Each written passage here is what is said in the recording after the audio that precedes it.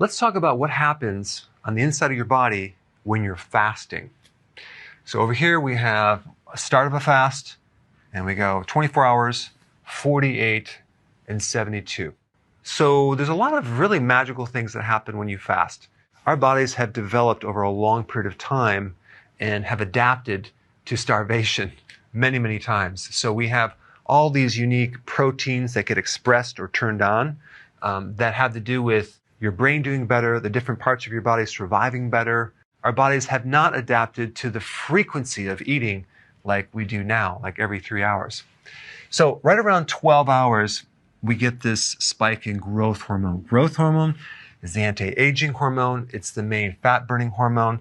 It's the hormone involved with healing joints, and it's involved with protein synthesis or making different new proteins. Some people take growth hormone, get injected. I don't recommend it, but they take it to help heal certain parts of your body. But guess what? Fasting will trigger it automatically. So just by the fact that you're fasting, you can increase growth hormone. And of course, exercise will also increase growth hormone as well. So it starts about 12 hours and it increases as you go on and on. Now, at about 18 hours, you start developing something called autophagy. Autophagy is an interesting thing that happens with your body where you start recycling old, damaged proteins and microbes as well. One type of protein would be the advanced glycated end products, which basically when you combined glucose with a protein, it becomes very sticky. So let's say you're on a high carbohydrate diet, and that sugar combines with your own protein in your body, and that starts to glycate or just kind of destroy some of the proteins in your body, and then they don't function anymore, and they get sticky and they clog things up. Well, guess what? Your body will start cleaning all that up and turning these damaged proteins into new amino acids where your body can use them. Amyloid plaquing, which occurs in the brain and other parts of the body, is a type of protein that can be cleaned up with autophagy. So it's any type of cellular proteins that are not working anymore in your body. Autophagy will start cleaning that up and start to renew the tissue. And it starts right about 18 hours, and it gets more and more and more as you start fasting. And in about 24 hours and a little bit longer, you start to really deplete this glycogen reserve, this storage supply of glucose in your liver. So the more that the liver is depleted with glycogen, the more you're going to be running on ketones as the alternative fuel. And if you have a fatty liver, for example, your body will start using that fat and turning that into ketones. So your body is finally able to start tapping into this stored energy, and you're running more and more on ketones, which is a superior fuel. And because you're running on ketones, ketones are an appetite suppressant. So your hunger goes away, cravings are gone. They're antioxidants, so you're building up your antioxidant reserve. They provide more oxygen, so your body is running on more oxygen, less CO2. It's more efficient. And because ketones are a much more efficient fuel than glucose, the thyroid does not have to work as hard. And you may find that your T3 is a little bit lower, but the thyroid stimulating hormone is normal. And all that means is your thyroid is adapting to this new type of fuel. Now, some other cool things that are happening right around 24 hours is that your inflammation is dropping significantly. If you wanted to even speed it up more, you can add some vitamin D to that, and that will really help you. So any type of conditions that involve inflammatory states like arthritis, bursitis, autoimmune type conditions start to improve about 24 hours. You start getting more gut healing because the gut now doesn't have to work so frequently with the gallbladder being stimulated and the pancreas stimulating its enzymes. The gut finally has a chance to just chill out. So if you have this condition called SIBO, which there are microbes in the small intestine, and they should normally be in the large intestine, that starts to become corrected. You start increasing stem cell in the gut, so your gut starts to heal. The heart loves ketones way better than glucose, so you start getting improvement in the cardiovascular function and as well as in brain function. There's something called BDNF. This is a factor that helps make new brain cells. So your brain starts to repair at 24 hours. As you keep going on, you would think you're going to be losing muscle protein, but that's not really what happens because your body becomes more efficient.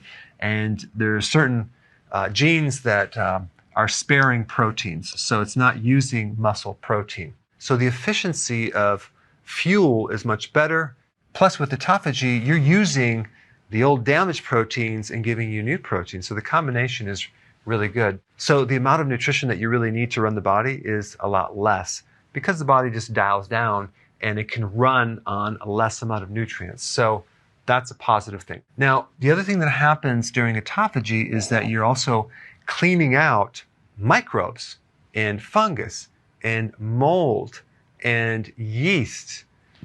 And to kill off those microbes, your body develops certain oxidants, and you also have antioxidants on the flip side. So your body actually makes things like hydrogen peroxide to kill off microbes, but it also, on the flip side, makes its own antioxidants to actually protect the body against the oxidation. So we have this entire balance. It's only when we have lower amounts of antioxidants and higher amount of oxidants that we get this thing called oxidative stress, which things start breaking down. But when you're doing fasting, you're getting a nice balance of more antioxidants and your body's starting to heal. Now, when you get to 48 hours, you really start to stimulate the stem cells. These are undifferentiated cells. In other words, they're cells that don't have a purpose.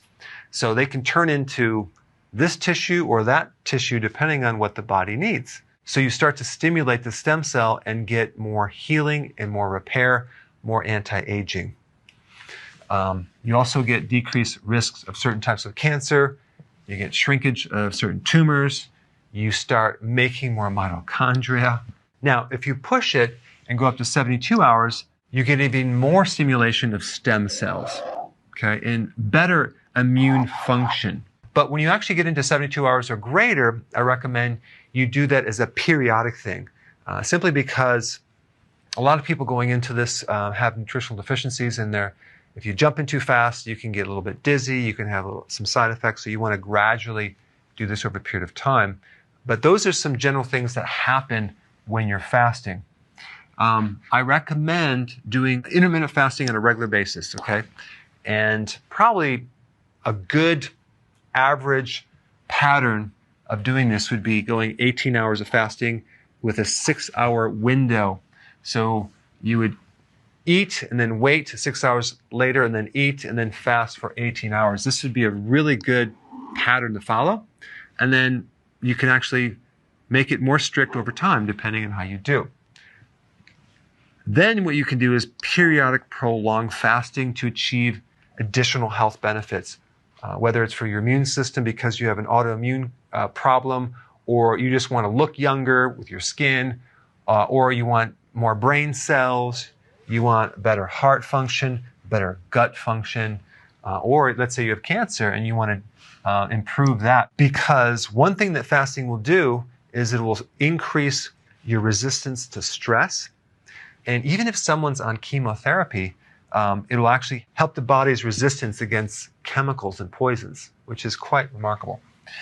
Make sure you take your minerals during fasting. So I know a lot of people recommend just doing either a water fast, you're just drinking water, or a dry fast where you're not drinking anything.